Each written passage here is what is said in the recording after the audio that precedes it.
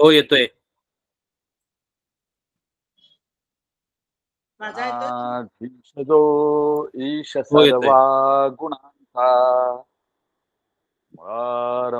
आरंभतो निर्गुणाचा नमो शारदा मूळ चत्वार वाचा कमो पंथ आनंद या राघवाचा श्रीराम तुका सारिखे पूर्ण वैराग्य जाते प्रतिष्ठा परिज्ञान योगेश्वराचे कवी वाल्मिका सारिखा मान्य ऐसा नमस्कार माझा सद्गुरु रामदासा श्रीराम सदा सर्वदा योग तुझा घडावा तुझे कारणी देह माझा पडावा उपेक्षू नको गुणवंता अनंता रघुनायका मने आता श्रीराम सद्गुरु श्री समर्थ रामदास स्वामी महाराज की जय महामान की जय सद्गुरुनाथ महाराज की जय सब संतन की जय जय जय रघु समर्थ यांच्या मोठ्या विश्रांतीनंतर आज आपण परत एकदा भेटत आहोत. परमार्थ विज्ञान आपला अभ्यास चालू आहे. या अभ्यास वर्गाचा कळसाध्याय म्हणता येईल, या ग्रंथाचा कळसाध्याय म्हणता येईल असं प्रकरण आपण आज सुरुवात करत आहोत. सद्गुरू आणि जीवनमुक्ती या प्रकरणाचा अभ्यास आपण आजपासून सुरू करणार आहोत. यामध्ये आज आपण गुरूंचं महत्व, गुरु आणि सद्गुरू याच्यातील फरक आणि परमार्थ सिद्धीसाठी आवश्यक असणाऱ्या 4 कृपा यांची माहिती घेणार आहोत. आणि आपल्याला मार्गदर्शन करण्यासाठी उपलब्ध आहेत सर्वांच्या परिचयाच्या,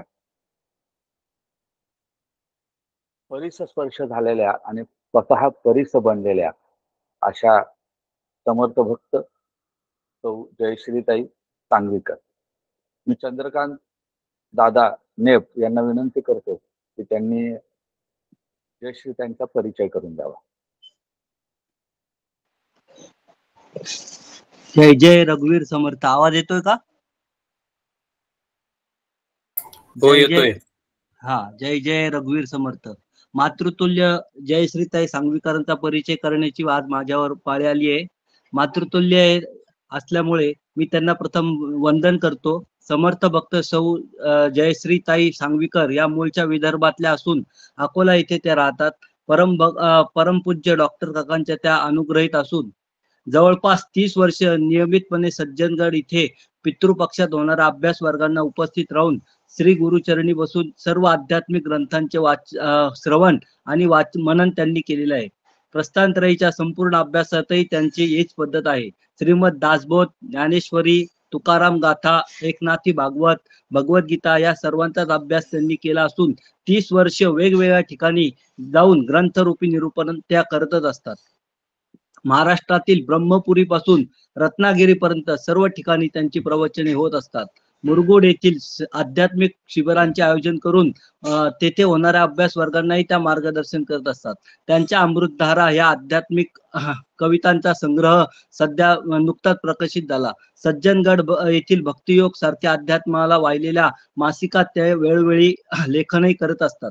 लॉकडाऊनच्या काळात वंदू तयाते या फेसबुक पेजवर लोक आग्रहास्तव दर मंगळवारी भगवद्गीतेवर व गुरुवारी परमार्थ विज्ञान दासबोधावर त्यांचे दुपारी 4 ते 5 प्रवचन सेवा नियमित सुरू असते.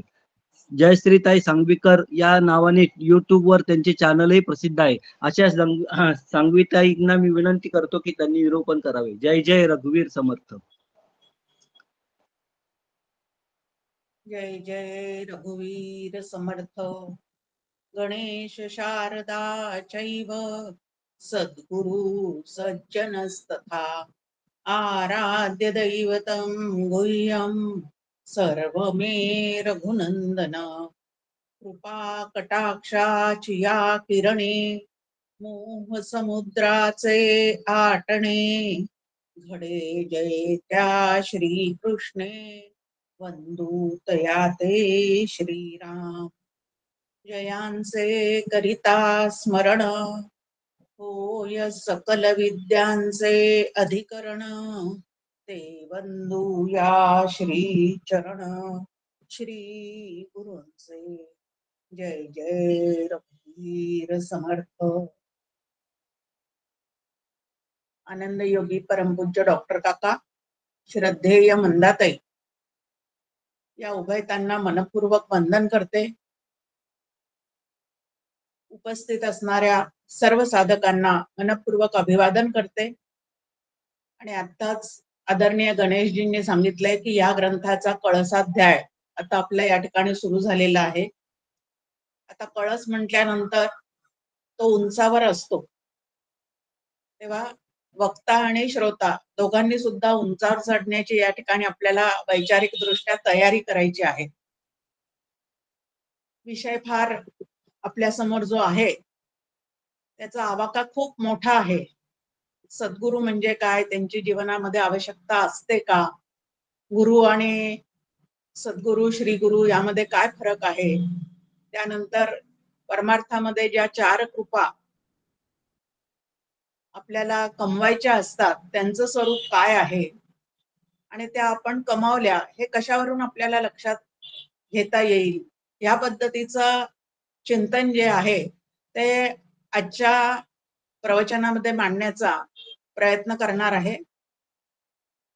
आता सद्गुरूंची जीवनामध्ये आवश्यकता आहे का, हा आपल्या सगळ्यांचा पहिला प्रश्न आहे. अगदी छोट्यातले छोटी कुठलीही गोष्ट जर आपल्याला शिकायची असेल तर त्याच्यासाठी आपल्याला मार्गदर्शक लागतो की नाही. नृत्य कला असेल, शिवणकला असेल, गायन कला असेल, क्रीडा जे आहेत म्हणजे खेळ जे आहेत ते शिकायचे असतील तरी सुद्धा तिथं कोच लागतो. साधं पोहणं शिकायचं असेल तर पोहणारा ज्याला आधी पोहता येतं तो त्या ठिकाणी आपल्याला शिकवण्यासाठी पाहिजे असतो. शाळेमध्ये सुद्धा शिक्षक हवे असतात.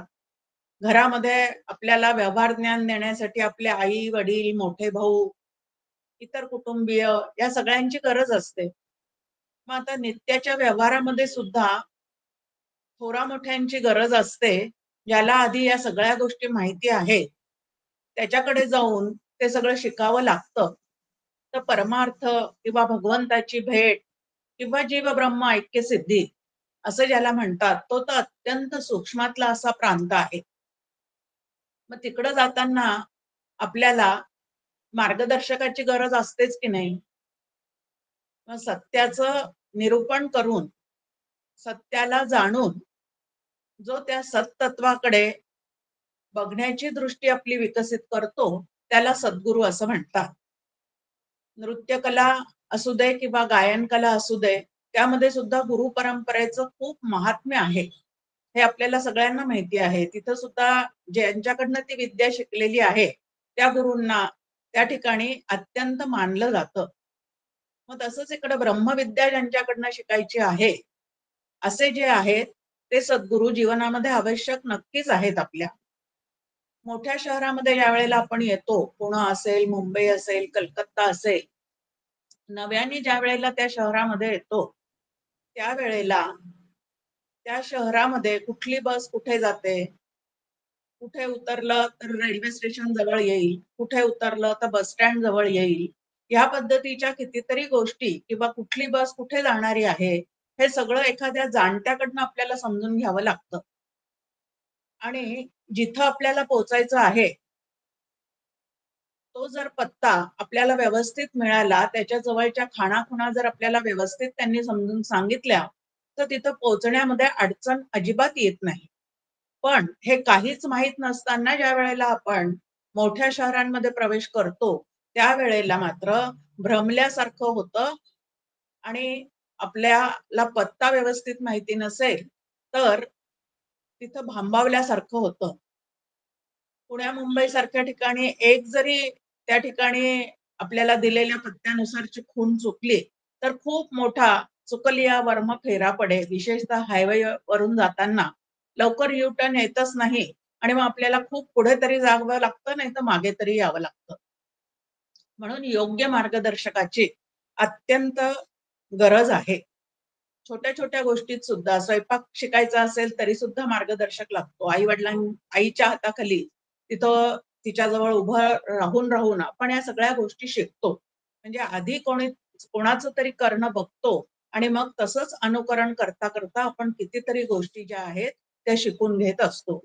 तसंच आपल्याला इकडं वाटतं की सद्गुरूंची काय आवश्यकता आहे. आता ग्रंथ जे आहेत ते त्यांच्या भाष्यासह उपलब्ध असतात. सगळ्यांजवळ घरोघरी ग्रंथ जे आहेत ते उपलब्ध आहेत. पाहिजे तो ग्रंथ आपल्याला बुक डेपो मधून आणता येतो. इथं धार्मिक पुस्तकांची विक्री असते तिथून त्याचे अर्थ खाली दिलेले असतात. हे जरी सगळं खरं असलं तरी सुद्धा अर्थाच्या मागचा जो अर्थ ज्याला लक्षार्थ असं म्हणतात असा लक्षार्थ लक्षात घेण्यासाठी अनुभवी जो आहे त्याची आपल्याला नक्कीच काय असते तर गरज असते. आता अगदी सोप्यातला सोपा ग्रंथ भगवद्गीता जो आहे तो पूर्वी संस्कृत मध्ये ग्रंथ होता. संस्कृत हे सर्वसामान्यांना येत नव्हतं आणि म्हणून भगवंतांनी ज्ञानेश्वर माऊलींच्या रूपाने अवतार घेऊन तो मराठीमध्ये आपल्या समोर या ठिकाणी मांडून ठेवलेला आहे. हे जरी अगदी खरं असलं तरी सुद्धा त्याचे अर्थही जाणत्या पुरुषांनी संत सत्पुरुषांनी लिहिलेले असले तरी पहिली ओवी बघा त्यातली कशी आहे. ओम नमो जी आद्या वेद प्रतिपाद्या जय जय स्वसंवेद्या आत्मरूपा. आता ही ओवी वाचता क्षणीच मराठीत जरी हा ग्रंथ असला तरी ओम नमो जे आद्य म्हणजे काय, नमस्कार कोणाला केलेला आहे, वेद प्रतिपाद्य म्हणजे काय, आत्मस्वरूपाला कशासाठी नमस्कार केलेला आहे, ह्या गोष्टी ज्या आहेत त्या समजून घेतल्याशिवाय आपल्याला या ग्रंथामध्ये प्रवेशच करता येत नाही. आणि म्हणून जाणत्या पुरुषाची जशी लौकिक जीवन जगत असताना आपल्याला गरज असते तसंच परमार्थामध्ये अलौकिक असणारा असा अनुभव जर आपल्याला घ्यायचा असेल तर त्या ठिकाणी ज्यांना आधी तो अनुभव आलेला आहे अशा सद्गुरूंची नक्कीच आवश्यकता असते. पण गुरु संस्थेवरचा विश्वास जो आहे तो हल्ली कशामुळे उडाल्यासारखा दिसतो. तर कुठंतरी भोंदूगिरी कानावर पडलेली असते, कुठंतरी कोणातरी फसवल्यासारखं लक्षात आलेलं असतं आणि ह्या गोष्टी कानावर पडल्यानंतर पेपरमध्ये वाचल्यावर त्यांच्याविषयीच्या बातम्या ऐकल्यानंतर आपल्याला वाटतं नको रे बाबा आपण असं फसायला नको. आणि म्हणून सद्गुरू करण्यापेक्षा प्रत्यक्ष देहामध्ये उपलब्ध असणारे सद्गुरू करण्यापेक्षा ज्यांनी देह ठेवलेला आहे अशा समाधीच्या तिथं जाऊन अनुग्रह घेण्याची सुद्धा त्या ठिकाणी आपल्याला इच्छा निर्माण होते. आता तेही बरोबर आहे की जोपर्यंत प्रत्यक्ष सद्गुरू आपल्याला भेटत नाही तोपर्यंत एखाद्या संतांचा ग्रंथ त्या ग्रंथालाच गुरु मानून आपण तो वाचन करत करत काही त्यातल्या परमार्थातल्या गोष्टी नक्की समजून घेऊ शकतो. आपल्या मनाला पहा 3 प्रकारचे अंतःकरणावर दोष आहेत.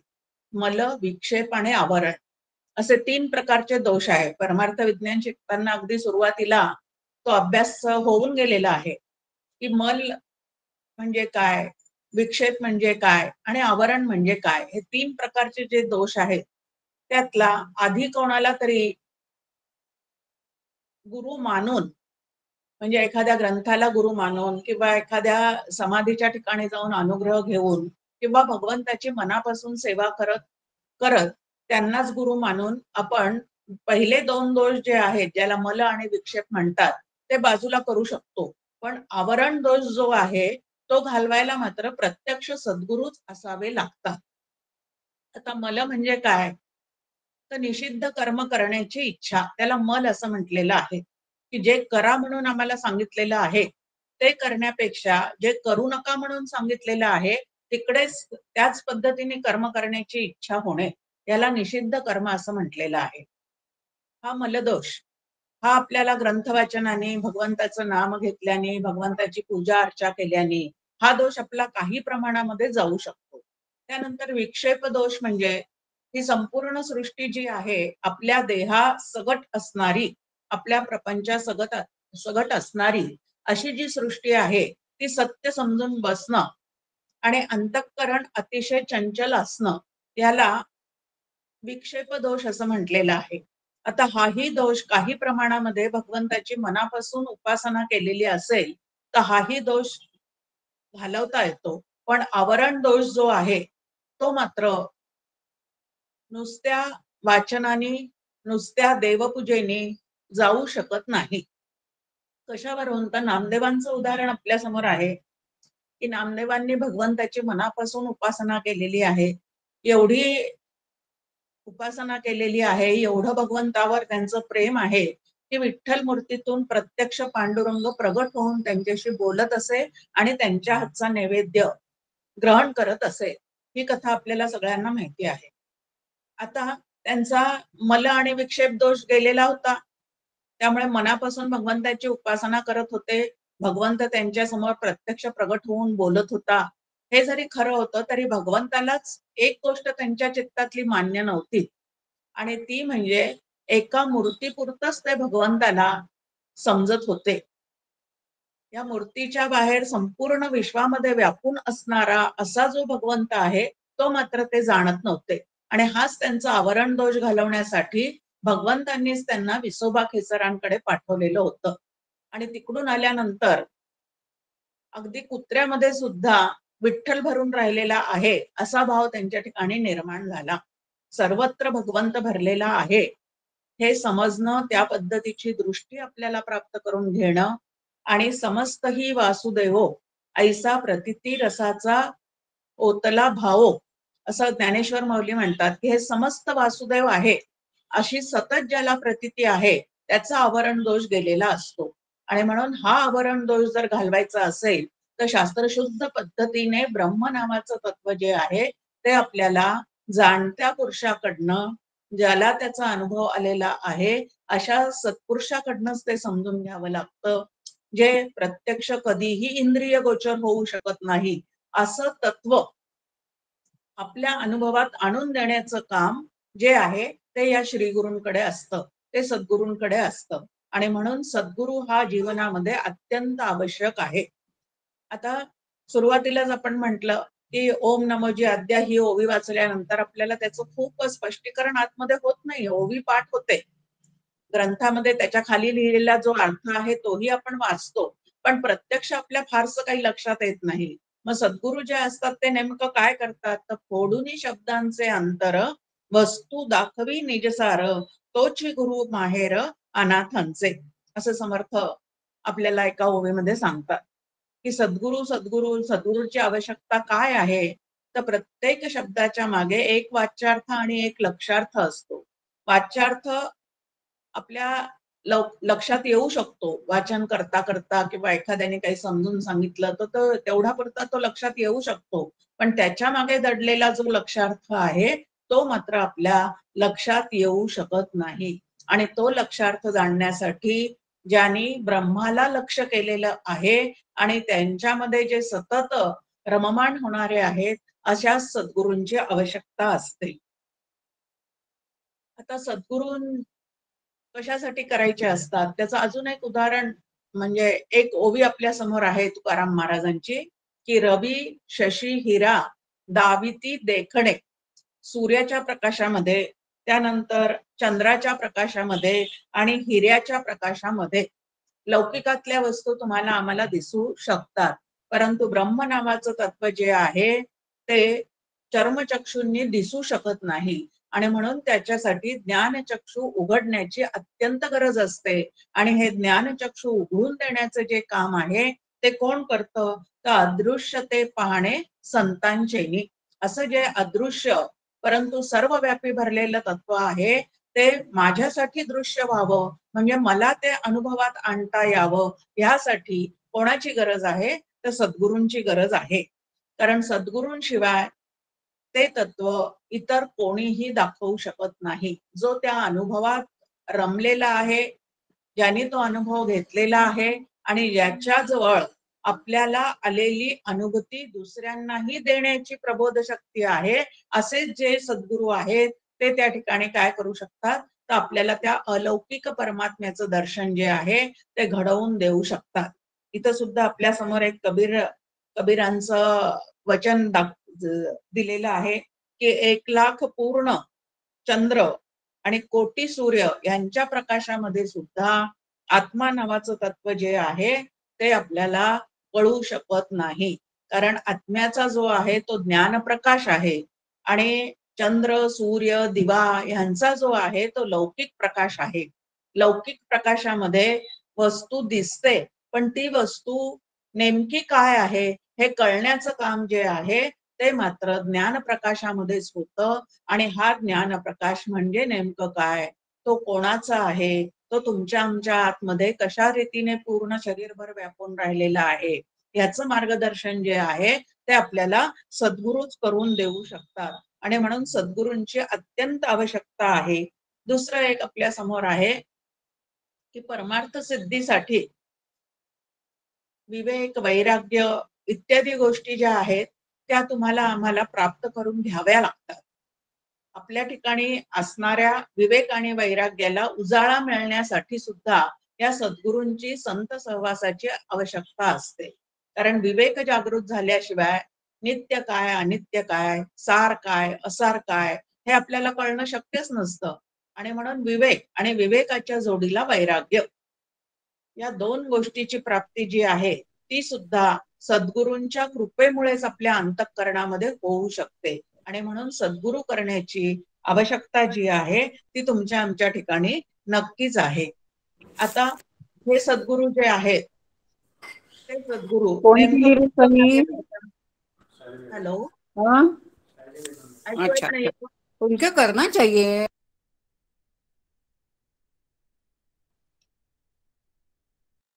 आता सद्गुरूंची आवश्यकता पाहिल्यानंतर गुरु आणि सद्गुरू यांच्यातला फरक आधी आपण पाहूया आणि त्याच्यानंतर 4 कृपांकडे वळण्याचा प्रयत्न करूया.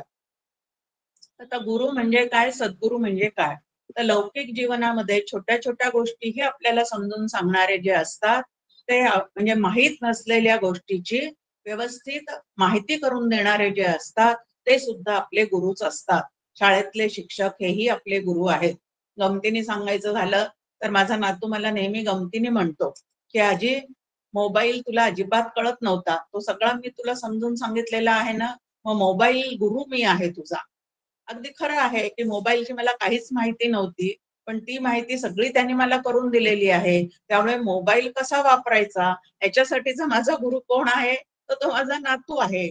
असं छोट्या छोट्या गोष्टीही आपल्याला समजून सांगण्याचं काम जे करतात ते सगळे आपले मार्गदर्शक असतात. ते सगळे जे आहेत ज्यांच्याकडून कुठलंही ज्ञान आपल्याला मिळतं ते ज्ञान देणारे जे आहेत ते गुरु आहेत असं आपल्याला लक्षात घेता येईल. आई वडील, बंधू भगिनी, जे जे कोणी मोठे आहेत, शेजारी पण असू शकतात. काही व्यक्तिमत्वाचा आपल्यावर खूप प्रभाव असतो, त्यांच्याकडून बऱ्याच गोष्टी आपल्याला शिकायला मिळालेल्या असतात. असे अनेक तऱ्हेचे गुरु जे आहेत ते असू शकतात. पण समर्थांनी आपल्या समोर गुरु म्हणजे नेमकं सद्गुरून गुरु मधला फरक सांगताना गुरुलक्षण नावाचा जो दासबोधातला समास आहे ना, तो जर आपण व्यवस्थित अभ्यासला तर आपल्याला लक्षात येतं. त्यामध्ये समर्थ म्हणतात काही मंत्रगुरु असतात, काही तंत्रगुरु असतात, काही यंत्रगुरु असतात, म्हणजे यंत्रांची माहिती करून देणारे असतात. असे अनेक प्रकारचे गुरु असतात. तर काही कितीतरी ग्रहणाच्या वेळेला एक वेगळ्या वेगळ्या विद्या शिकणारे लोक असतात पहा, की सापाचं विष किंवा विंचवाचं विष जर एखाद्याला बाधलेलं असेल तर ते उतरवण्याचे मंत्र असतात. हे सुद्धा एखाद्याकडनं आपल्याला शिकायला मिळतात. तर हे सगळे त्या गुरु ह्या याच्यामध्ये मोडतात. पण हे गुरु जे आहेत जे सगळ्या छोट्या छोट्या गोष्टीची आपल्याला माहिती करून देऊ शकतात किंवा अनेक मंत्र वगैरे आपल्याला शिकवू शकतात, यंत्राची माहिती देऊ शकतात, काही तांत्रिक पद्धतीच्या साधना सांगू शकतात, हे जरी सगळं खरं असलं तरी ह्या कितीही बाहेरच्या विद्या आपण शिकल्या, समर्थांनी दासबोधामध्ये आपल्या समोर एक कुविद्या लक्षण नावाचा समास ठेवलेला आहे. एक सद्विद्या निरूपण नावाचा समास ठेवलेला आहे. तर या बाहेरच्या विद्या आपण कितीही शिकल्या, परंतु ब्रह्मविद्या जर आपण शिकलेली नसेल, अध्यात्मविद्या जर आपण शिकलेली नसेल, तर एवढं सगळं शिक्षण घेऊन कितीतरी डिग्र्या मिळवून आपल्याला खरोखरी सुख, शांती, आनंद, समाधान आणि तृप्ती कंसामध्ये निरपेक्ष जर आपल्याला प्राप्त झाली नसेल, तर हे सगळ्या गोष्टीचं ज्ञान करून घेतलं, पण अंतःकरणामध्ये जर ह्याची अनुभूती आलेली नसेल सुख, शांती, समाधानाची, तर आपण नेमकं या विद्या शिकून केलं काय? मग त्यांचा उपयोग आहे की नाही? लौकिकात या सगळ्या गोष्टींचा नक्की उपयोग आहे, परंतु ब्रह्मविद्या आणि अध्यात्म विद्येला भगवंत स्वतःची विभूती असं म्हणतात.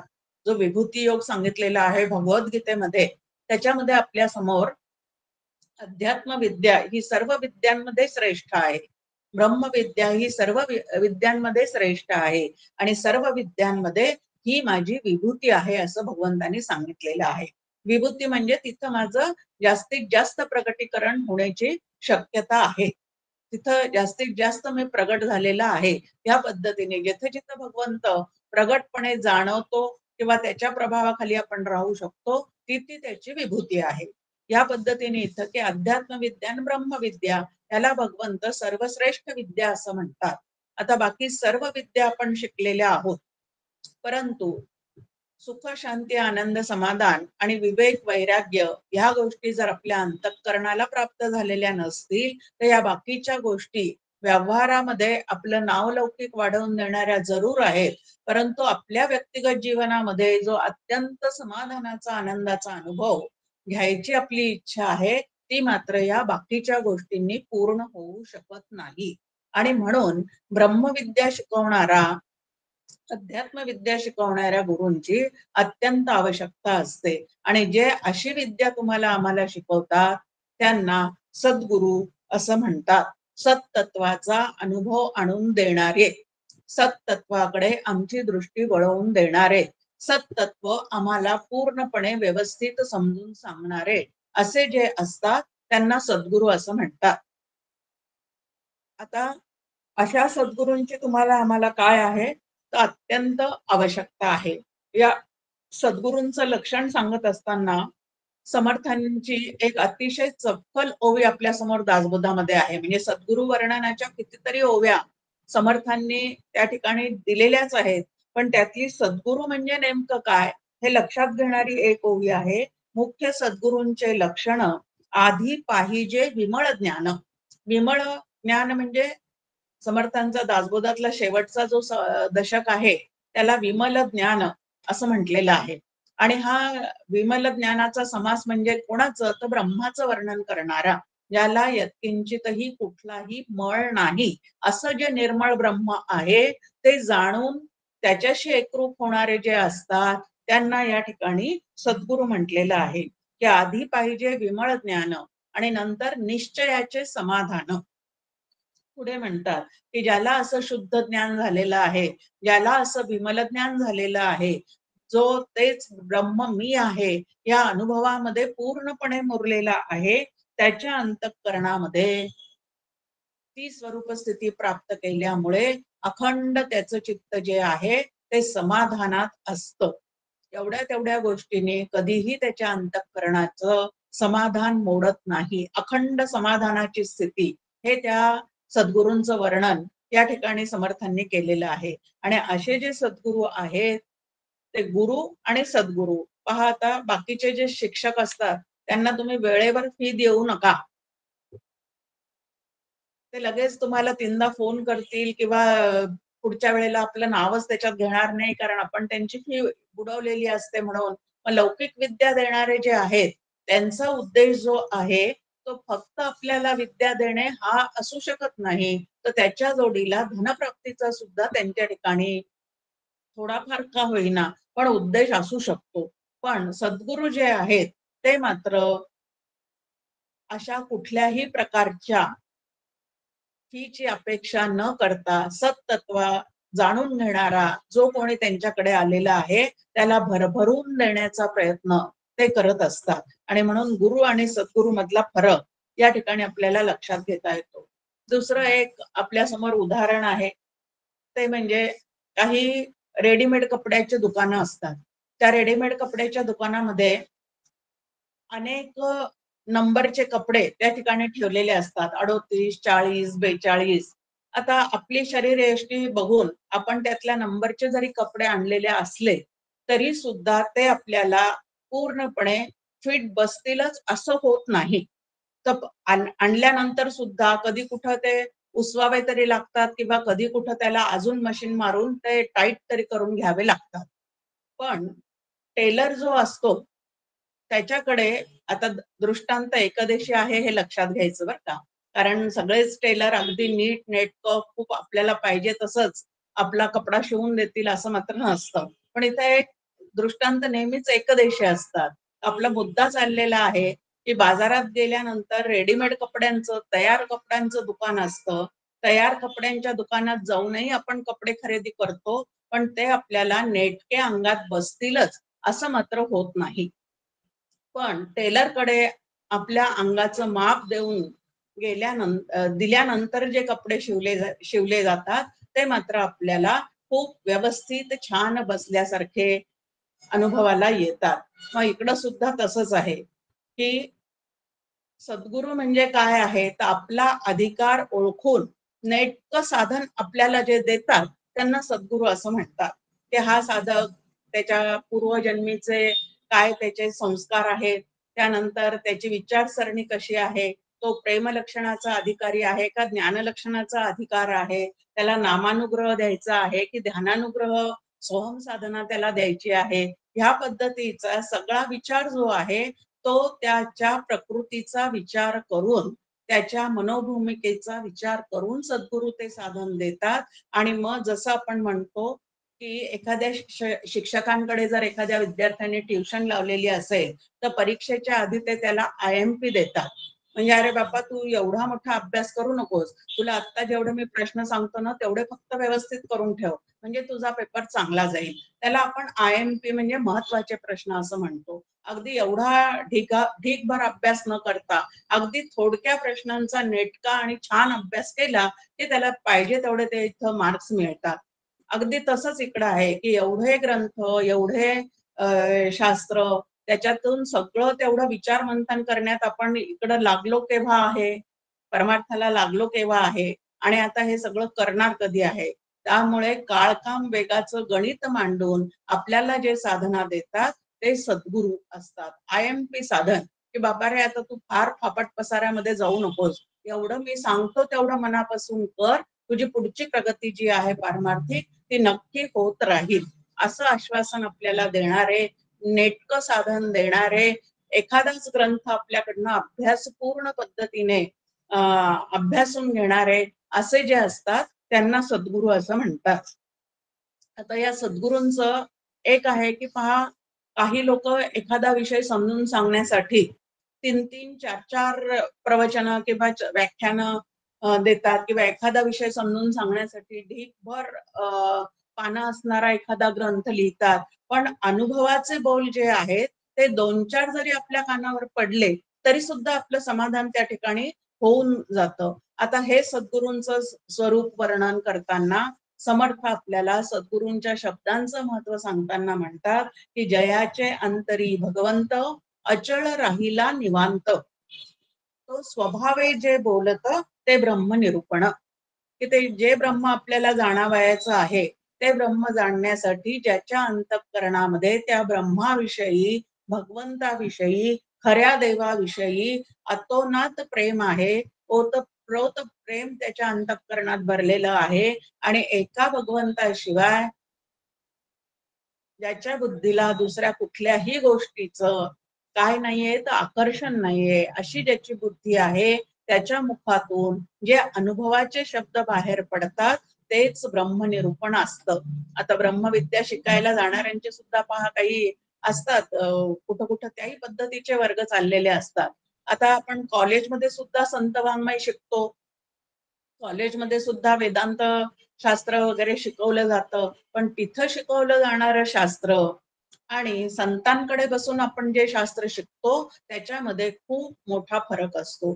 तिकडं शब्द ज्ञान त्यानंतर त्या शब्दांचे अर्थ, वाच्यार्थ हे सगळं आपल्या लक्षात आणून देण्याचं काम कॉलेजमधले शिक्षक नक्की करू शकतील. पण त्याचा जो गुह्यार्थ आहे की जो अंतःकरणात आपल्या प्रगट झाल्यानंतर, आपल्या अंतःकरणाला ते समजल्यानंतर जगामध्ये ब्रह्म दिसे उघडे इथपर्यंत आपली प्रगती करून घेण्याचं सामर्थ्य आपल्याला प्राप्त होतं.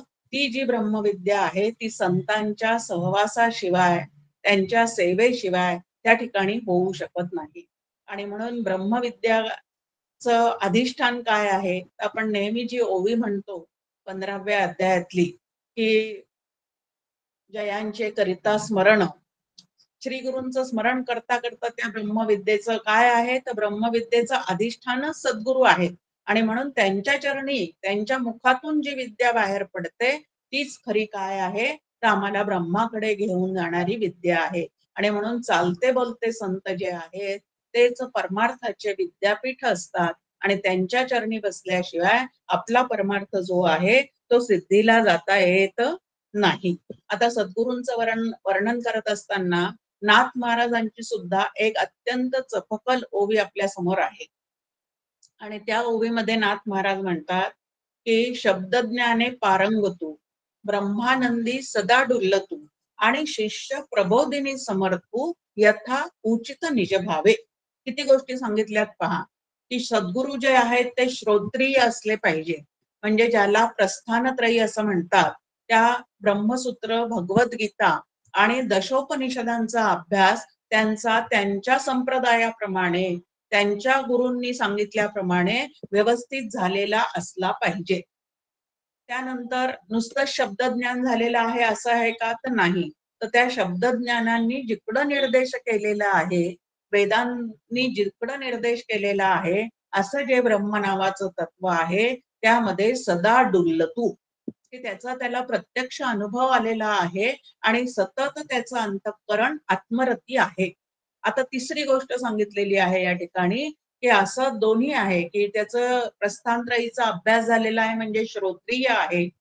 दुसरं आपल्या समोर सांगितलेलं आहे की ते कसे आहेत?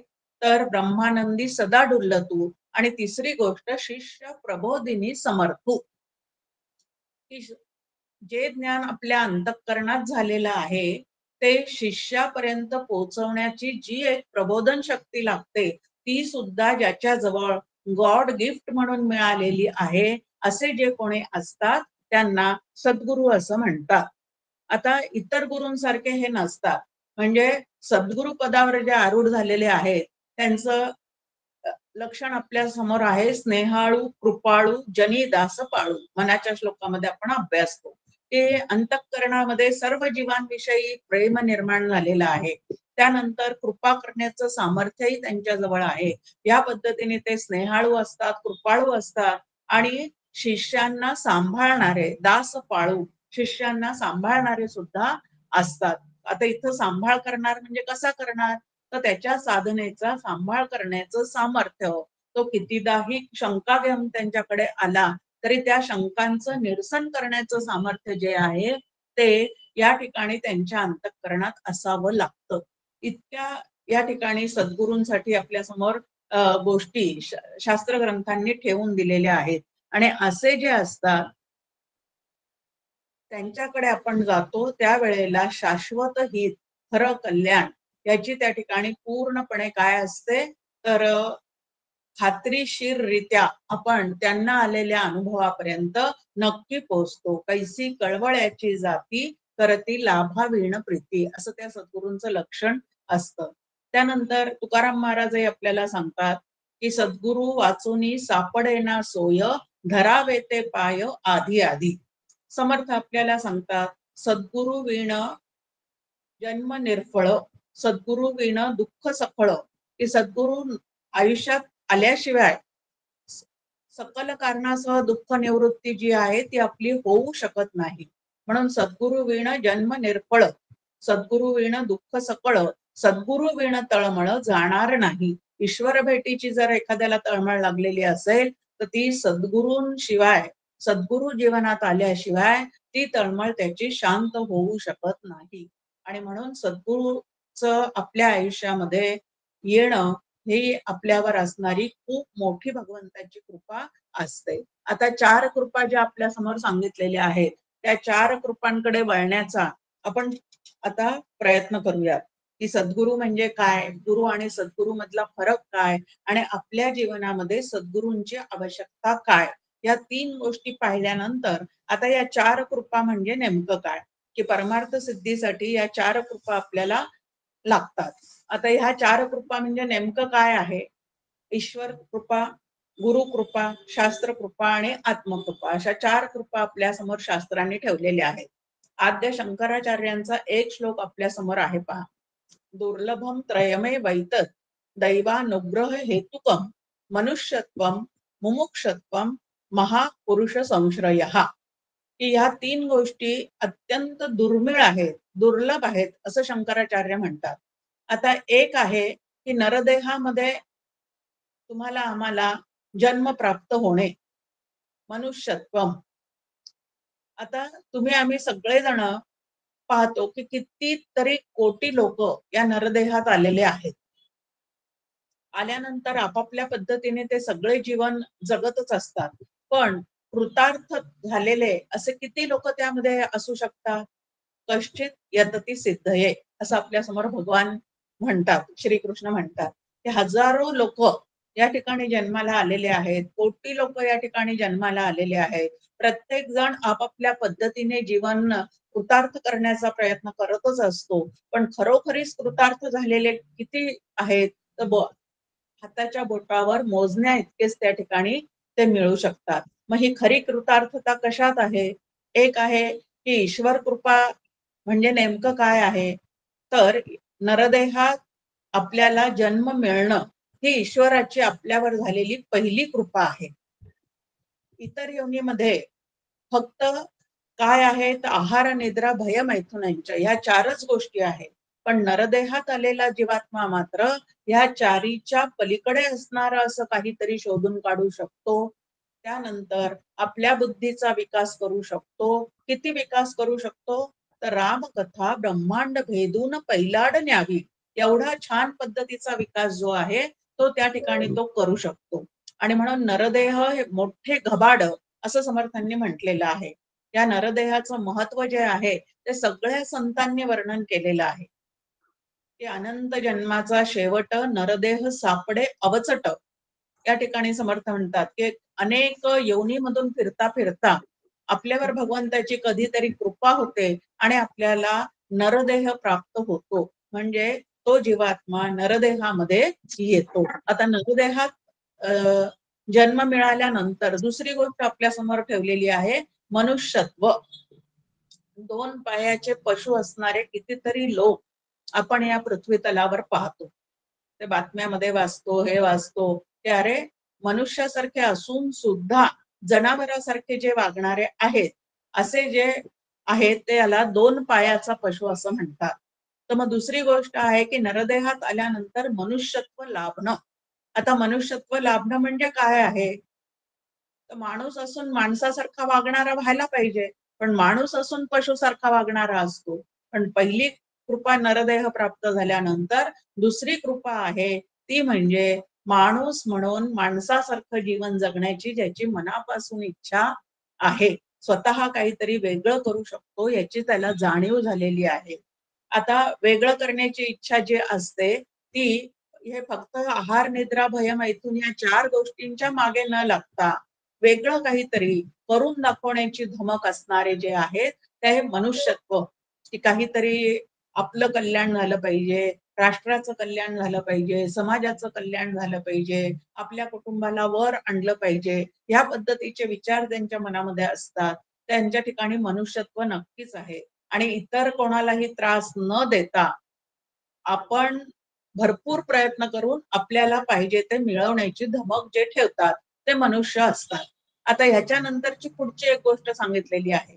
आता मनुष्यत्व म्हणजे स्वतःचा जो विकास करू शकतो आहे त्या परिस्थितीतून स्वतःला थोडंसं वर काढू शकतो. मग ते आर्थिक दृष्ट्या असेल, शारीरिक दृष्ट्या असेल किंवा बौद्धिक दृष्ट्या असेल, पण आहे त्यापेक्षा अजून थोडंसं त्यामध्ये काहीतरी भर घालून स्वतःला काहीतरी वेगळं पण सिद्ध करण्याचा प्रयत्न करतो, तो मनुष्य असतो. आणि त्याच्यानंतर पुढे म्हटलेलं आहे की मुमुक्षत्व, की नरदेहात आल्यानंतर आधी मनुष्य म्हणून जगायला शिकतो, त्यानंतर की अरे हे सगळं आपण जे करतोय देहाला सुख देण्यासाठी म्हणून किंवा कुटुंबाला सुख देण्यासाठी म्हणून अनेक तऱ्हेची धडपड जरी आपण करत असलो तरी कोणाच्या सत्तेवर हे सगळं चाललेलं आहे?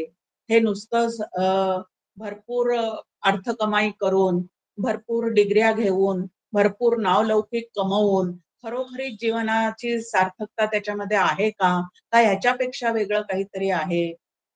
सगळे संत जे जीवन जगतात त्यांचं ते जगण्याचं जवळून एखादा संत आपण पाहिलेला असेल तर अरे हा तर भौतिक सुखाच्या कुठल्याही गोष्टीकडे लक्ष देऊन पाहत नाहीये, परंतु तरी सुद्धा त्याच्या अंतःकरणामध्ये मात्र आपल्यापेक्षा सुद्धा जास्ती आनंद, समाधानी वृत्ती हे आपल्याला त्याच्या ठिकाणी पाहायला मिळतं.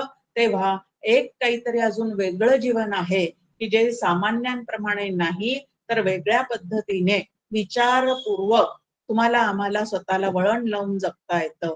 आणि ते कुठलं आहे तर मोक्ष हा चौथा पुरुषार्थ सिद्धीला नेण्यासाठी जो प्रयत्नशील होतो त्याला मुमुक्षु असं म्हटलेलं आहे.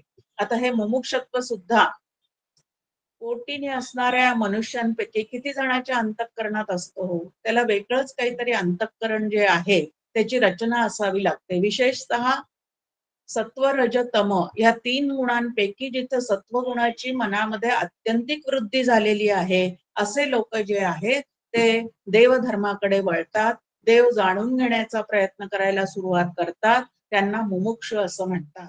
आणि असे मुमुक्षु सुद्धा त्याचे 3 प्रकार आपल्या समोर ठेवलेले आहेत. मंद मुमुक्षु, मध्यम मुमुक्षु, तीव्र मुमुक्षु. हाही विषय या ग्रंथामध्ये मागेच येऊन गेलेला आहे. तेव्हा लक्षात घ्यायचं की तीव्र मुमुक्षत्व जागृत झाल्यानंतर भगवंताची एक तिसरी कृपा आपल्यावर होते आणि ती म्हणजे महापुरुष संश्रय, ज्याला मोक्षाची भगवंताला जाणून घेण्याची तळमळ निर्माण होते. त्याच्या आयुष्यामध्ये भगवंताचं सद्गुरु म्हणून आगमन होतं. आता भगवंत आणि सद्गुरु वेगळे नाहीतच, ते दोन्ही पण एकच आहे. पण ती जे आहे आता ईश कृपा म्हणजे काय तर महापुरुष संश्रय हा आपल्याला लाभ करून देणं ही ईश्वराची सगळ्यात मोठी कृपा जी आहे ती आपल्यावरची आहे. पहिलं नरदेह लाभणं, दुसरं त्या नरदेहामध्ये मुमुक्षत्व असणं, नंतर त्याच्यामध्ये मुमुक्षत्व निर्माण होणं आणि चौथा आहे ह्या मोक्षापर्यंत पोहोचवणारा सद्गुरु तुम्हाला आम्हाला भेटणं. हे भगवंताची सगळ्यात मोठी कृपा आहे. आणि ह्यानंतर काय आहे तर भगवंताचं हे सगळ्यात मोठं नरदेहात आलेल्या जीवाला देणं आहे.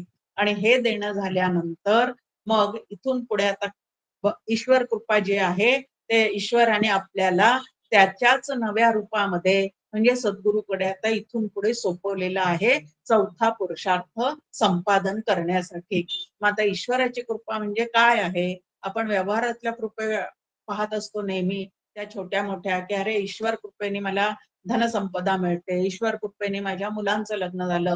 हेच सद्गुरूंच्या बाबतीतही आपण असेच वर्णन करतो. पण खरी कृपा कुठली आहे तर ईश्वर कृपा खरी कुठली तर सद्गुरूंचा आपल्याला लाभ होणं. आणि तोही सद्गुरू नुसता सद्गुरू नसून तर मोक्ष गुरु जो 5 भ्रांतीतून तुम्हाला आम्हाला मोकळा करू शकतो असा जो आहे त्याला मोक्ष गुरु असं म्हणतात. आणि त्या मोक्ष गुरुचा महापुरुष संश्रयाचा आपल्या जीवनात लाभ होणे ही ईश्वराची आपल्यावर झालेली सगळ्यात मोठी कृपा आहे. आणि त्यानंतर जे येतं ते आपल्या समोर आहे की गुरु कृपा. आता गुरु आणि ईश्वर हे वेगळे आहेत का एकच आहे तर ज्याला मोक्षाची तळमळ लागलेली आहे त्याच्याच जीवनामध्ये तेच ईश्वर नावाचं तत्व श्री गुरु रूपाने प्रवेश करतं. आपल्या समोर त्याचं उदाहरण आहे ते म्हणजे माझ्या विठ्ठलाचा कैसा प्रेमभाव आपणची देव होय गुरु. हा देवच माझ्यासाठी गुरु झाला. आता तुकाराम महाराज असं म्हणतात, तसंच समर्थ रामदास स्वामींच्या बाबतीमध्ये आपल्या समोर आहे की प्रत्यक्ष प्रभू रामच त्यांच्या जीवनामध्ये सद्गुरु रूपाने येऊन त्यांच्यावर कृपा करून गेलेले आहेत.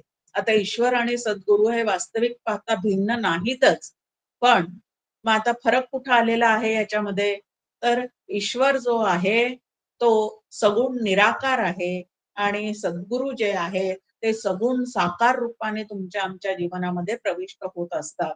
देहात जरी ते दिसत असले तरी सुद्धा पूर्णपणे ते ब्रह्मरूपच असतात. ब्रह्मविद ब्रह्मैव भवती असं सद्गुरूंचं वर्णन केलेलं आहे. आणि आपण सुद्धा गुरुर् ब्रह्मा गुरुर्विष्णू गुरुर्दैवो महेश्वरा गुरु साक्षात परब्रह्म तस्मै श्री गुरवे नमः हा श्लोक नेहमी म्हणतो. पण तसाच भाव आपल्या मनामध्ये त्यांच्याविषयी असतो का? का देहाला धरूनच आपण त्यांच्याकडे बघत बसतो? हा जो फरक आहे तो आपण लक्षात घ्यायचा.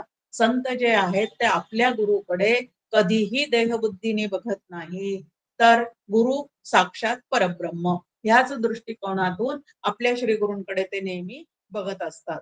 इथं सुद्धा तेच सांगितलेलं आहे की आता गुरुकृपा म्हणजे नेमकं काय, तर गुरु आयुष्यात आल्यानंतर आपण अनुग्रहासाठी त्यांना विनंती करतो, त्यांच्याकडे जातो. आता हा अनुग्रह म्हणजे काय आहे? अनुग्रह शब्दाचे 3 या ठिकाणी आपल्या समोर अर्थ दिलेले आहे. एक आहे कृपा करणे, दुसरा आहे स्वीकारणे आणि तिसरं आहे हाताशी धरणे. आता एक कृपा आहे की आपण मागायला गेल्यानंतर त्यांनी आपल्यावर कृपा करून साधन देणं. आता हे साधन जे आहे ते साधन संप्रदायपूर्वक आपल्या अधिकारानुसार त्यांनी आपल्याला ते दिलेलं असतं. म्हणून त्यांची कृपा म्हणजे त्यांनी काय केलेलं आहे, तर आपल्याला स्वीकारलेलं आहे, आपल्याला त्यांनी आता हाताशी धरलेलं आहे. म्हणजे परमार्थामध्ये जर आपल्याला कुठल्याही अडचणी आल्या, आता पारमार्थिक अडचणी म्हणजे साधना करत असताना जर आपल्याला कुठल्या अडचणी आल्या, आपलं मन अजूनही शंकेखोर असेल, तर शंकेखोर मनाला निशंक होईपर्यंत सतत सतत समजावून सांगण्याचं काम, तेही न कंटाळता समजून सांगण्याचं काम श्री गुरु करत असतात.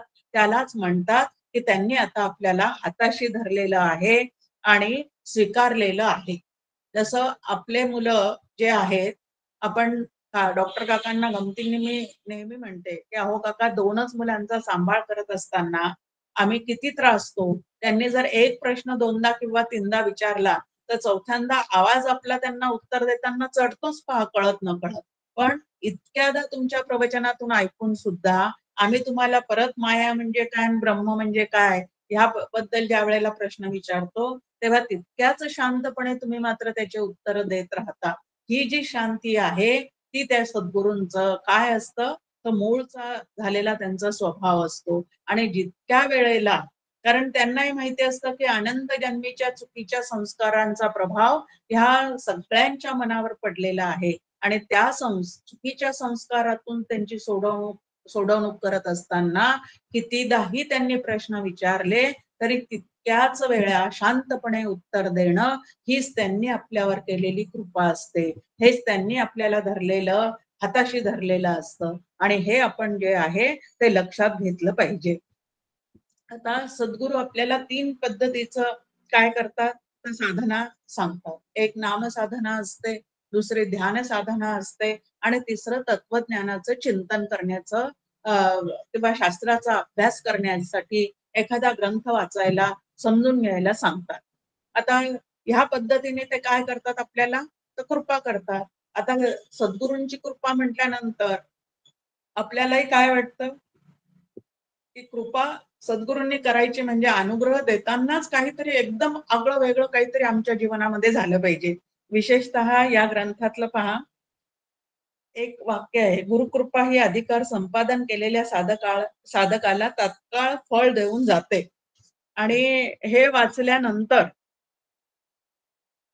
अनेकांच्या मनामध्ये काय होतं, तर अरे आम्ही तर अनुग्रह घेतला पण आमच्या ठिकाणी तर असं काहीच झालेलं नाही, म्हणजे त्या गुरूंनी आमच्यावर कृपा केली की नाही.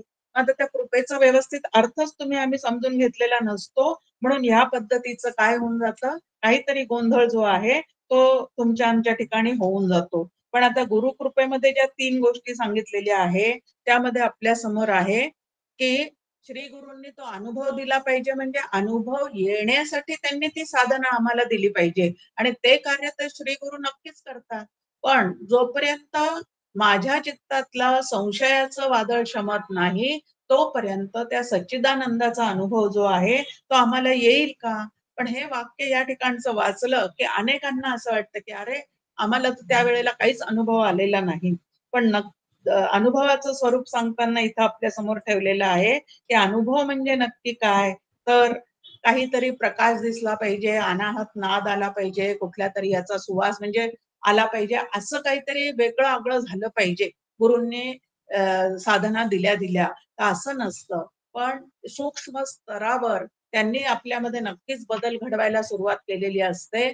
ज्या आत्म्याला आजपर्यंत तुम्ही आम्ही ओळखत नव्हतो तो आत्मा मी आहे असं स्फुरण श्री गुरु आपल्या ठिकाणी करून देतात. ही अत्यंत त्यांची आपल्यावर झालेली महत्वाची कृपा आहे. कारण जे मला कधीच समजत नव्हते तेच तू आहे असं त्यांनी मला जे समजून सांगणं आहे त्याला अंतिम साधन कटाक्ष असं सुद्धा म्हटलं जातं. आणि तो अनुग्रह घेताना आपल्याला अष्टसात्विक भावाचा कधीतरी अनुभव येऊ शकतो. आणि असं ज्या वेळेला सत्वगुणाची वृत्ती होते, अष्टसात्विक भावाचा अनुभव येतो, तोच त्या ठिकाणी आपल्याला आलेला अनुभव असं लक्षात घ्यायचं की आजपर्यंत तर काहीच माहित नाही. आता खरं तर त्या श्री गुरूंची आपली आधीपासूनची काही खूप बैठक नसते, एकमेकांना ओळखत नाही, पण पाहिल्या डोळ्यातून अश्रुपात होतो ह्याचं कारण आपल्याला कधीच कळत नाही. पण हे सत्वगुणाची वृत्ती झाल्याचं लक्षण असतं. आणि संतांच्या सहवासामध्ये सद्गुरूंच्या सहवासात गेल्यानंतर रजतम काही वेळा का होईना, थोडा वेळ का होईना, परंतु दबल्यासारखे जातात आणि सत्वगुण वर येऊन जो अष्टसात्विक भावापैकी एखाद्या भावाचा आपल्याला अनुभव येतो तोच तिथला वेगळेपणा आहे. एवढं फक्त या ठिकाणी लक्षात घ्यायचं. नाही तर काहीतरी वेगळं व्हावं असं जोपर्यंत भ्रम आम्हाला होत राहतो तोपर्यंत कुठंतरी काहीतरी आमचं काय चाललेलं असतं तर चुकलेलं असतं. कारण इथंच लिहिलेलं एक वाक्य आहे की काहीतरी होणे, काहीतरी वाटणे हा भ्रम आहे.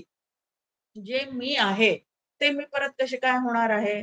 तर जे मूळचं माझं स्वरूप आहे त्याच्यावर जेवढं काही मळ चढलेला होता आजपर्यंत, कीटन चढलेला होता, ते कीटन तो मळ श्री गुरूंनी दिलेली साधना करता करता हळूहळू कमी कमी होत जातो. आणि असा तो मळ आमच्या चित्तातला निघून गेल्यानंतर मग श्री गुरूंनी जे ते तत्व तू आहेस, सच्चिदानंद ब्रह्म तू आहे असं जे सांगितलेलं आहे त्या शुद्ध ब्रह्माचा अनुभव त्या ठिकाणी येऊ शकतो.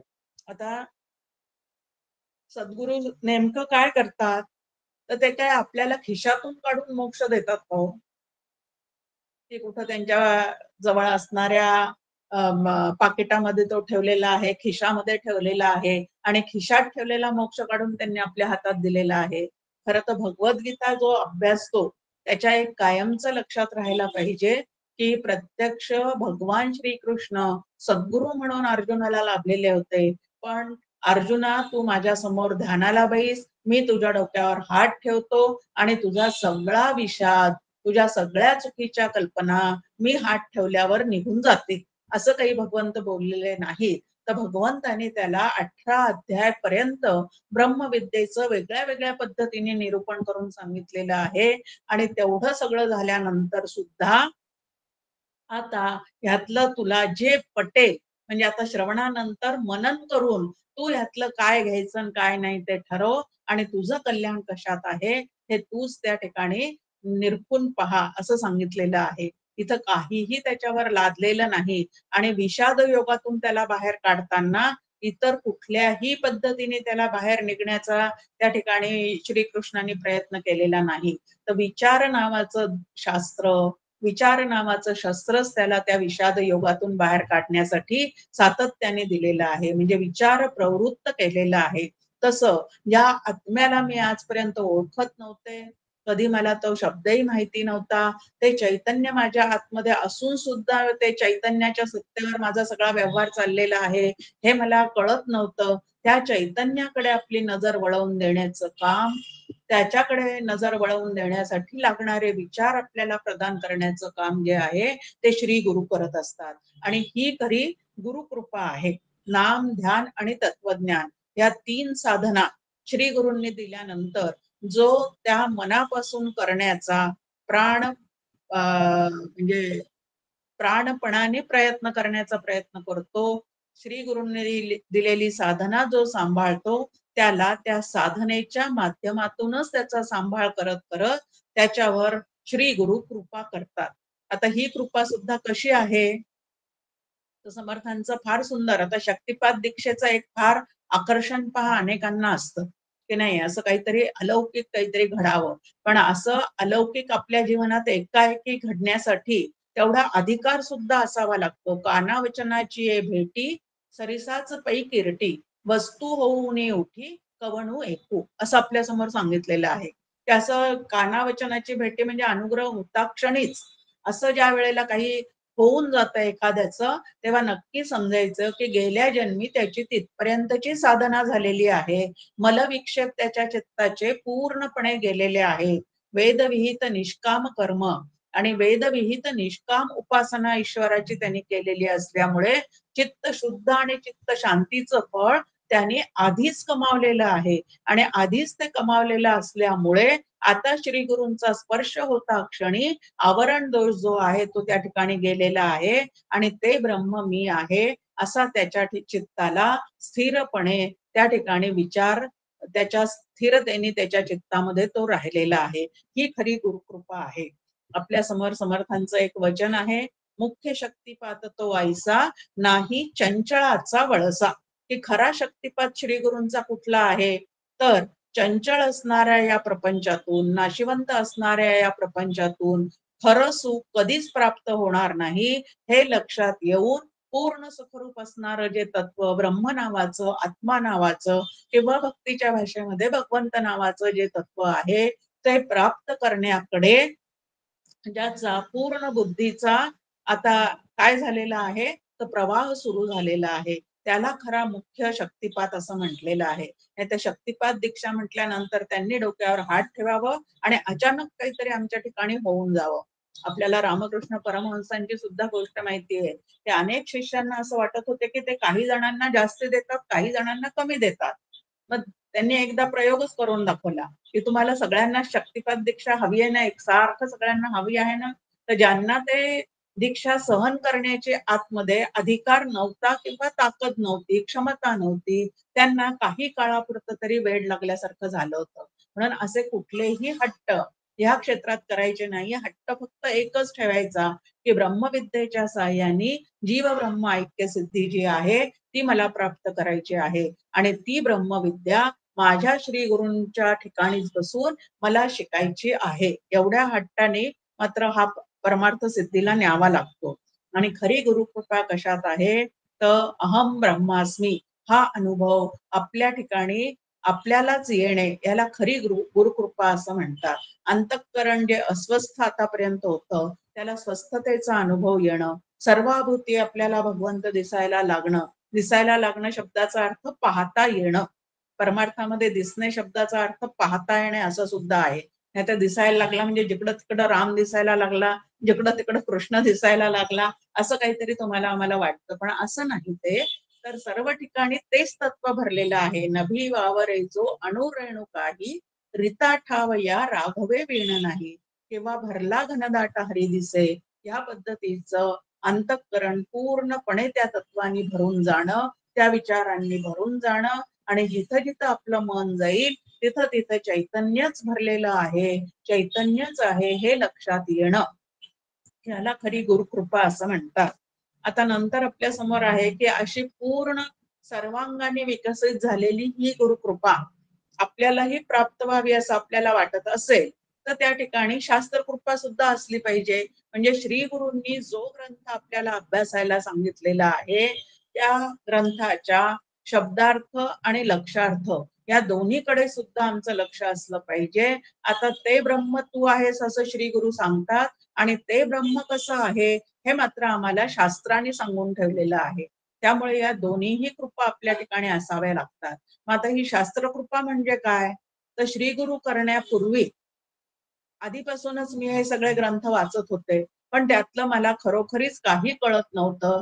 फक्त संतांचे ग्रंथ वाचले पाहिजेत, त्यात पुण्य असतं आणि म्हणून मी ती पारायण करत होते किंवा वाचत होते. पण आता श्री गुरु केल्यानंतर त्यांनी दिलेलं साधन करता करता अंतःकरणाची ज्या वेळेला शुद्धता स्वच्छता होते, अंतःकरणात ज्या वेळेला शुद्ध सत्वगुण वर यायला लागतो, त्या वेळेला न कळे ते कळो येईल उगले एका विठ्ठल नामाचेही.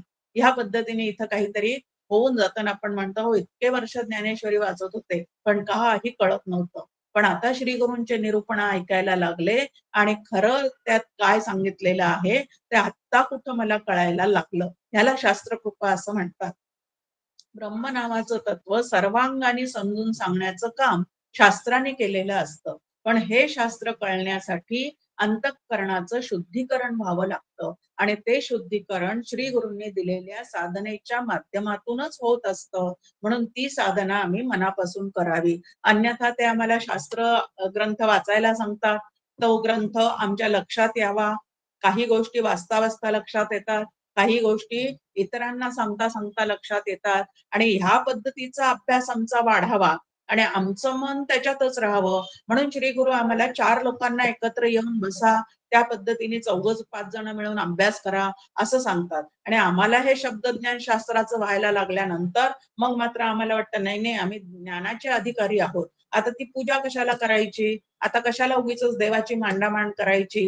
ह्या पद्धतीने शब्दज्ञानामुळे अहंकार चढून ज्या वेळेला आम्ही काय होतो तर कर्म सुद्धा व्यवस्थित करत नाही आणि उपासना सुद्धा व्यवस्थित करत नाही आणि शब्द ज्ञानाचा अहंकार मिळवतो तेव्हा आमचीच खूप मोठी घसरगुंडी होते. समर्थ आपल्याला म्हणतात निर्गुण गेले संदेहाने आणि सगुण गेले शब्दज्ञाने. शब्दज्ञानामुळे सगुणावरचं प्रेम उडालं आणि ते निर्गुणच आम्हाला जाणून घ्यायचं, मग सगुणाची पूजा वेळ कशाला घालवायचा म्हणून सारखं त्या शब्दज्ञानाच्या मागे लागतो. पण शब्दज्ञान कशासाठी आहे तर शब्दांच्या पलीकडे असणारा परमात्मा कळण्यासाठी हा शास्त्राचा अभ्यास आहे. आणि तो जर आम्हाला कळलाच नाही तर शंकराचार्य म्हणतात की तरीही शास्त्र निष्फल आहे, की अभ्यास करूनही आम्हाला ते परमात्म तत्व कळलं नाही तर शास्त्र ग्रंथाचा अभ्यास निष्फल आहे. आणि जर खरोखरीच यथार्थ शब्दज्ञान होऊन जर आम्हाला तो आत्मा अनुभवात आला तरी सुद्धा त्याच्यानंतर सुद्धा ते शास्त्र काय आहे तर माझ्या पुरतं आता त्याचं काम थांबलेलं आहे. पण इतरांना सांगण्यासाठी मात्र वारंवार त्याचं चिंतन आणि त्याचा आनंद लुटण्यासाठी मात्र ते सतत चालू ठेवावं लागतं. पण स्वतः पुरता त्याचा अभ्यास जो आहे तो थांबता आला पाहिजे. आणि म्हणून इथं आपल्या समोर आहे की शास्त्र अभ्यासाची गोडी लागणं ही सद्गुरूंची कृपा आहे. अवघड ग्रंथ समजावून घ्यावेसे वाटणं ही सुद्धा सद्गुरूंची कृपा आहे. आणि त्यातले सिद्धांत हळूहळू आपल्या लक्षामध्ये बसायला लागणं ही सुद्धा सद्गुरूंचीच कृपा आहे. आणि ह्या कृपा ज्या आहेत त्या अभ्यासपूर्वक आम्ही संपादन करायच्या असतात. नाहीतर एकदा अनुग्रह घेतो त्यानंतर परत त्या सद्गुरूंची भेट नाही. त्यांनी एकदा ग्रंथ वाचायला सांगितला म्हणून तो वाचला पण न समजताच बाजूला जर आम्ही ठेवून दिला तर ते निर्गुण परब्रह्म आमच्या अंतःकरणामध्ये कसं बिंबणार आहे.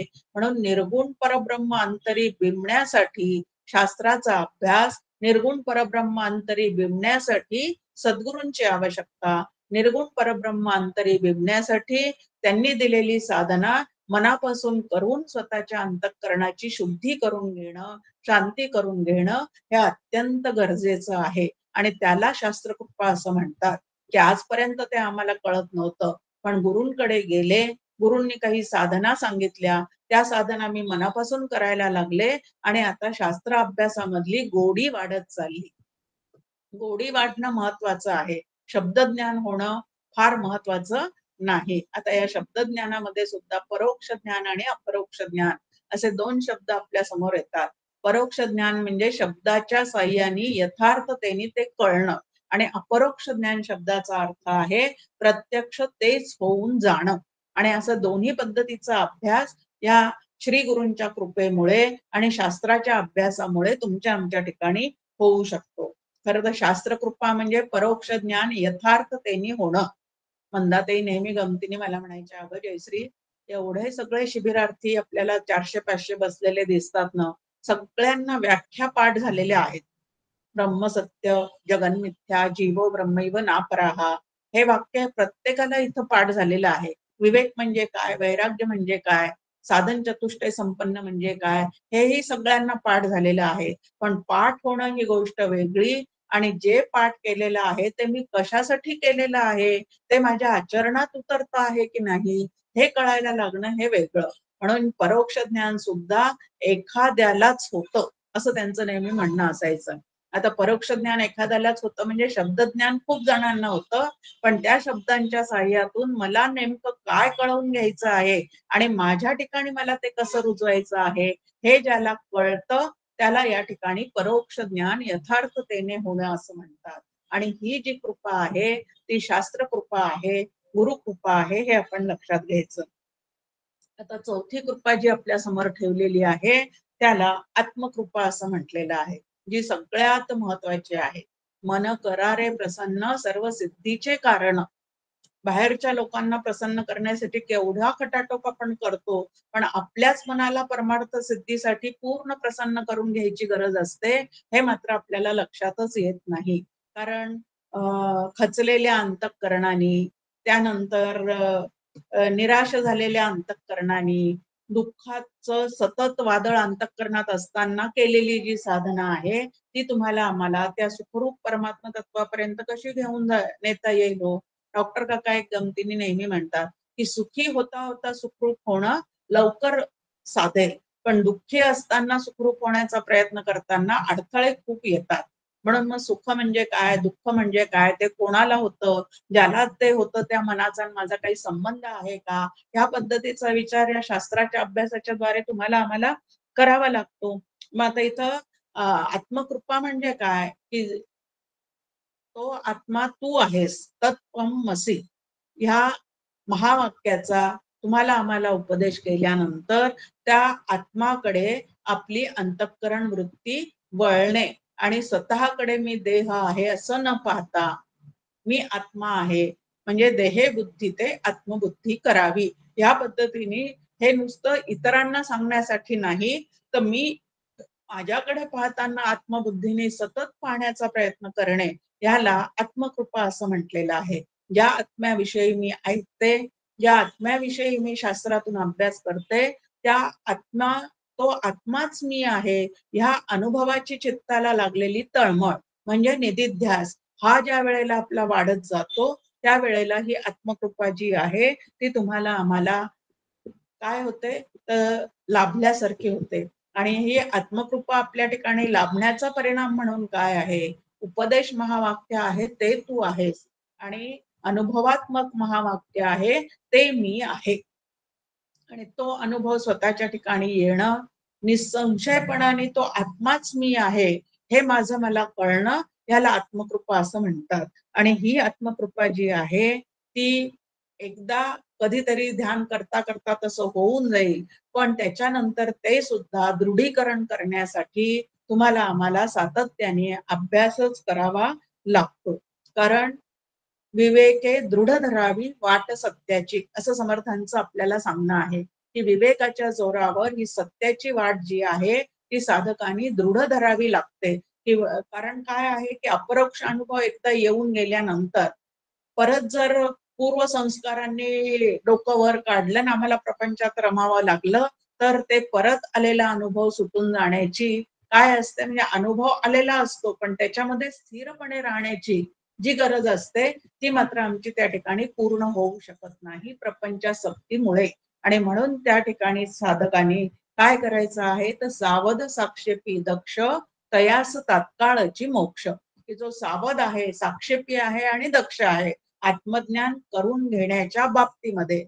आता हे आत्मज्ञान करून घेत असताना सावध कशाविषयी असायचं, दक्ष कशाविषयी असायचं आणि साक्षेप कुठला करायचा आहे, तर साक्षेप एकच आहे, देहे बुद्धी ते आत्मबुद्धी करावी.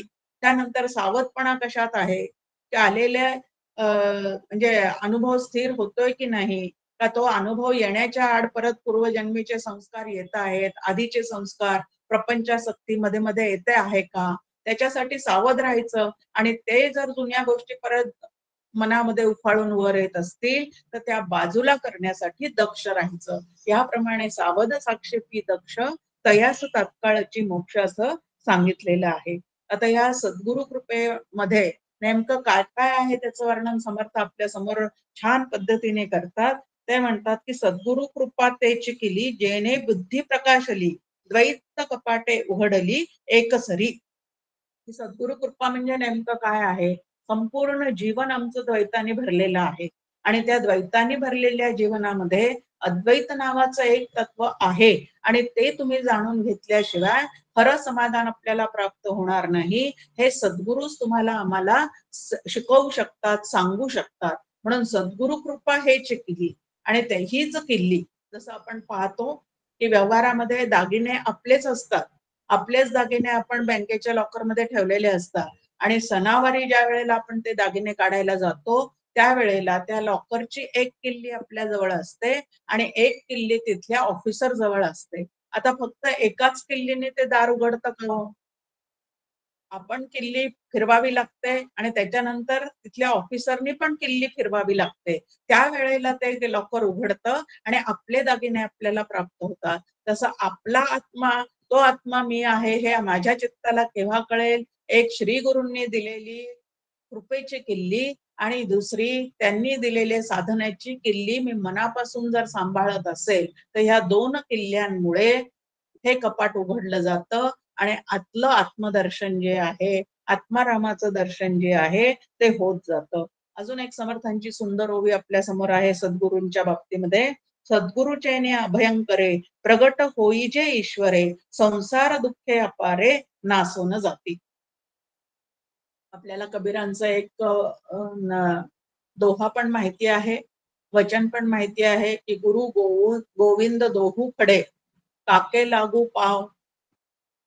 की गुरु आणि गोविंद दोघेही जर एकदम माझ्या समोर आले तर पहिल्यांदा मी कोणाचं चरण धरावं?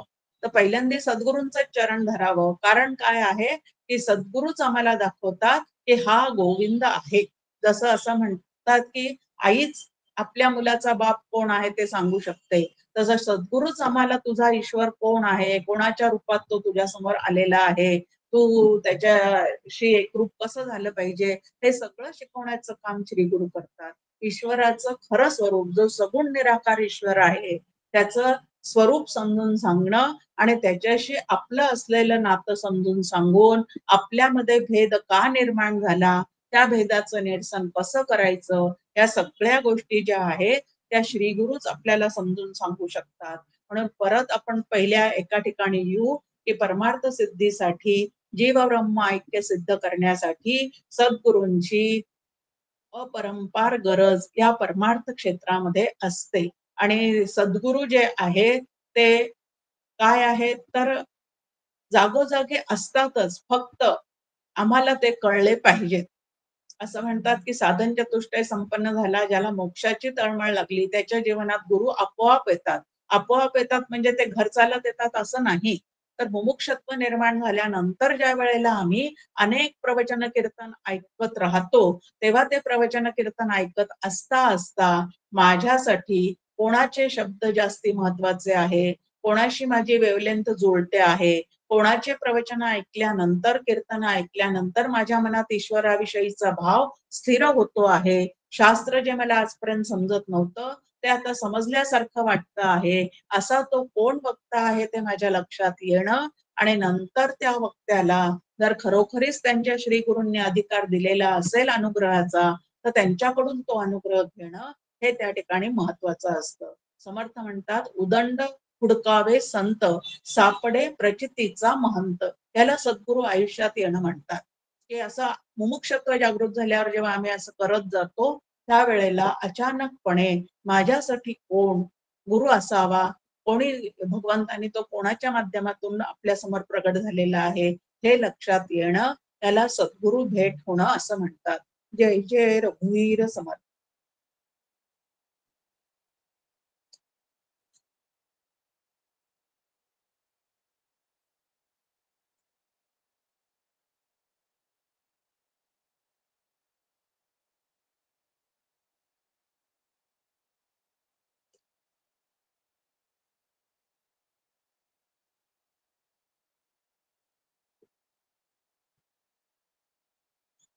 थांबायचंय का राहुलजी, गणेशजी? हो, एक मिनिट. कुणाचे हो. काही प्रश्न असतील तर आपण हो. घेऊया. हो. स्वातीताई, तुमचा काही प्रश्न आहे का? तुम्ही हात वर केलेला आहे. स्वाती कुलकर्णी.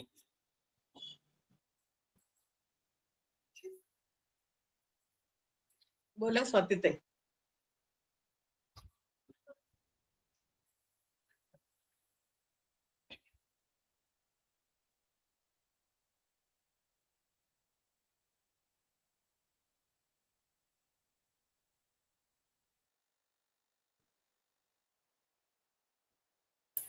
बहुतेक चुकून हात वरती केलेला आहे बहुतेक. बर. बरं, इतर कोणाचे काही प्रश्न असल्यास आपण विचारू शकता. आपल्याकडे अजून 10 मिनिटं आहेत.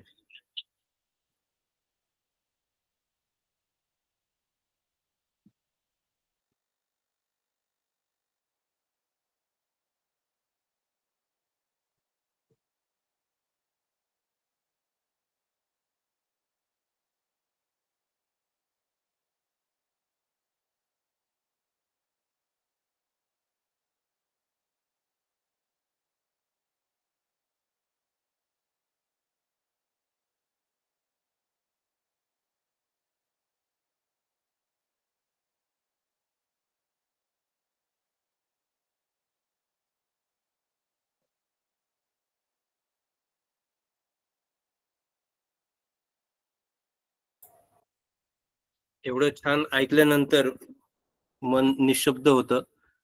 तर कुणाचे आत्ता जर का काही लगेच प्रश्न नसतील तर पुढील काही काळासाठी आपले सर्व समूह सर्वांसाठी खुले ठेवण्यात येतील. तर कुणाला जर काही नंतर प्रश्न किंवा अडचणी असतील तर त्या समूहावरती आपण ते प्रश्न विचारा. आपण आचार्यांकडनं त्याची सविस्तर उत्तरं घेऊन त्याची उत्तर आपण ग्रुपवरती पाठवून देऊया.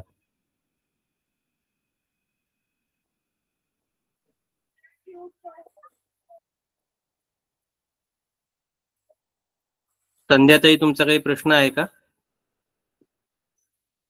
माझा प्रश्न नाहीये काकू. बँकेचं जे लॉकरचं उदाहरण दिलं खूप सुंदर दिलं बरं काकूंनी. म्हणजे खरंच पटतं ते अगदी खरंच की 2 किल्ले असल्याशिवाय उघडतच नाही. सद्गुरूची किल्ली ही आवश्यकच आहे. हे खूप छान उदाहरण दिलं काकूंनी. छान. शैलाताई, आपला काही प्रश्न आहे का? हा, नमस्कार जयश्रीताई.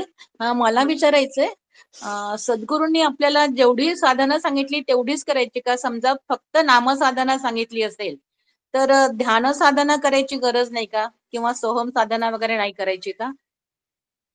त्यांनी आपला अधिकार पाहून आपल्याला जे दिलेलं असतं ते साधन आपल्यासाठी पूर्ण परमार्थ सिद्धीला नेण्यासाठीच असतं. एवढा भाव ठेवून ते आपण करायचं. नामामागचं शास्त्र सुद्धा समजून घ्यावं लागतं आणि नामसाधनेमध्ये नामनामीचा अभेद जो सांगतात ना, तो समजून घ्यावा लागतो. बाकी सोहम साधना, नामसाधना दोन्हीही तिथपर्यंतच आपल्याला घेऊन जाणार आहेत. आणि समजा नामसाधना करता करताच एका ठिकाणी बसून जेव्हा आपण नामसाधना करतो तेव्हा कधी कधी ध्यान पण लागतं, मग ती ध्यान साधना का? नाही, नाम घेता घेता संजीवन समाधी असंच म्हटलेलं आहे ना नामाला सुद्धा. अच्छा, नाम घेता घेता सुद्धा नाम समाधी लागू शकते. मग तीच ध्यान साधना का? नामनामीचा अभेद कळणे आणि त्याचं चिंतन करणे याला नामातलं ध्यान साधना म्हणतात. बरं, चालेल. धन्यवाद जयश्रीताई. हो.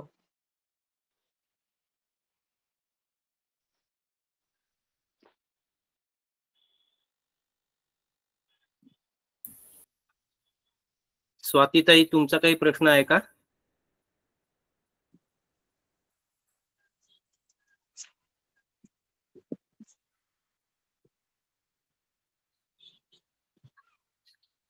नाहीये बहुतेक.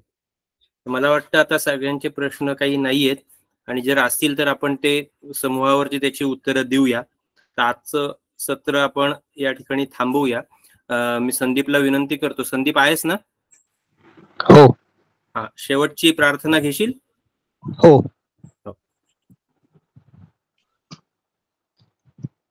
भावी पूर्ण कृपा गुरु मजवरी प्रार्थित भावे तुला वारी सर्व अरिष्टने उनलया संमोह जो वाढला अज्ञानांधजनासी मुक्त करुनी शांतीपदी बैसवी विनती हीच असेन मागत दुजे भक्ती तुझी ही हवी. सद्गुरुनाथ महाराज की जय. जय जय रघुवीर समर्थ.